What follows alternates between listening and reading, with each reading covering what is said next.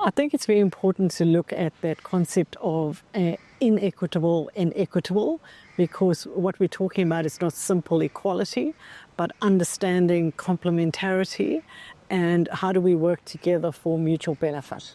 So it's been an important theme, and one that I think is very important in the bilateral relationship between New Zealand and India.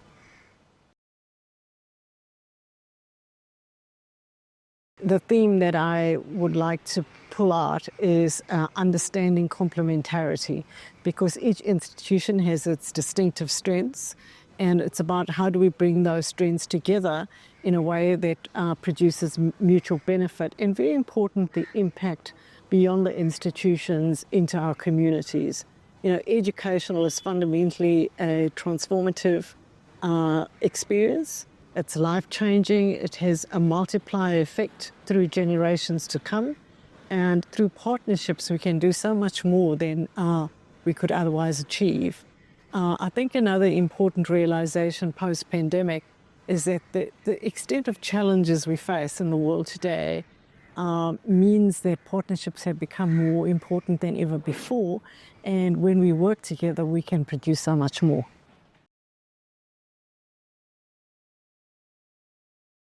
New Zealand has got an outstanding university system. Each of the 8 universities has their distinctive strengths, but as a system, we're in the top 2% in the global rankings, and we're very proud of that commitment to quality. When it comes to New Zealand as an education destination, working with India, we have punched above our weight in high-tech startups. We produce skills that are highly desired, both in the present and I think are well aligned with future skills needs. And so I think working with Education New Zealand has a benefit for each of our individual institutions. And as I said earlier, partnerships is really about bringing to the table our respective strengths so that we can do more together. Canterbury has firstly been growing for the last decade, and that growth has come about because we focus very strongly on the total student experience. We've invested heavily in the quality of the education, but by that I mean the total educational experience. So education is not simply about what happens in the formal curriculum, it's about developing character, developing resilience, and also importantly the opportunity to network in a way that will produce outcomes for the individual, but beyond the individual for the respective communities themselves. Canterbury is particularly known for its focus on sustainability in the broadest possible sense. We have world leaders in managing climate change and the consequences of climate change. Here I refer to our engineering focus.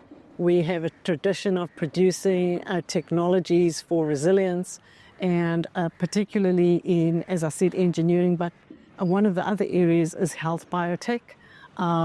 It's unusual for a university that does not have a medical school to have such a strong focus on health biotech, public policy, and the other area that I'm very proud of is that the work we do in international diplomacy, which at this time of greater global uncertainty is really an important skill. It's a skill for all our graduates, but particularly in the areas of specialization.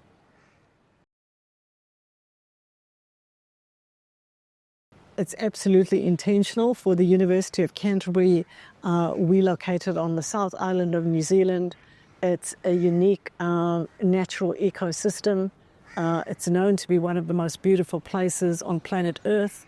So it's very important to us that we look at our responsibility as citizens and for future generations. We've worked very closely with our Maori community. Our Maori community has very important knowledge that they bring to the table. We refer to that as Mataranga Māori. And that's an area that I think is important to India as well. Understanding the value of intergenerational knowledge that's sometimes passed through oral tradition, and making sure that it becomes part of our broader knowledge system as we think about future sustainability.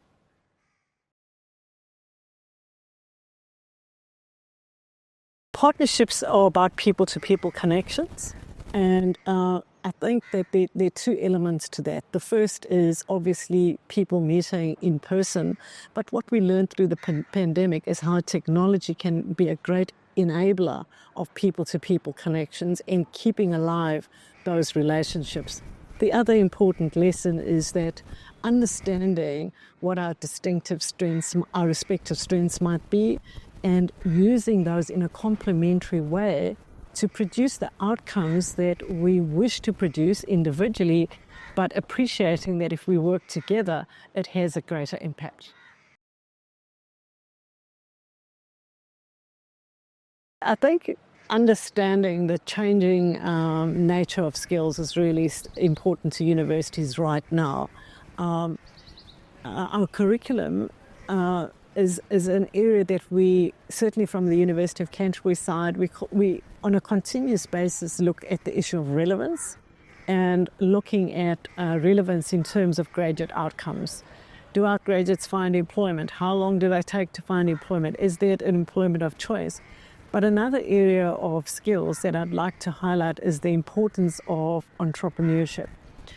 It's not only important to think about the jobs of the future, but how our graduates are likely to be creating the jobs of the future themselves.